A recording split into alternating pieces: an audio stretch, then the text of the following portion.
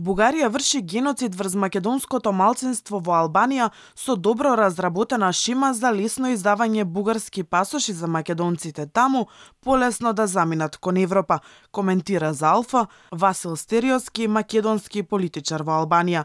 Целта на Софија е Санстефанска Бугарија и тоа го кажуваме цело време, вели Стериоски, а за тоа го злоупотребува своето членство во Европската Унија. Мислам јуни, јули во 2017 година ни кажа дека овие луѓе берат потписи по селава, дека барала Бугарија кој сака пасош да се потпише и да му даде пасоши одма во амбасада. Како бомбончиња вака да ги нешто така и луѓе одма на сен мисла нема проблем, пасоши ни даваат одма. Со ова што се бара од страна Бугарија се прие бугарско малцинство, фактички вршите геноцид врз македонско малцинство, затоа што Бугарија бара малцинство во дел каде што има македонци.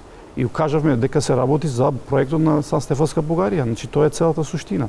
Стериоски вели дека Милан Врабевски е финансиерот кој го помогнал отварањето на бугарските клубови во Албанија, а е спонзор и за клубот Ванчо Михајлово Битола и новиот во Охрид Цар Борис III.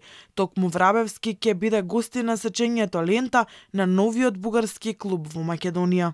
Познат пропагатор, финансиер на уште на почетокот.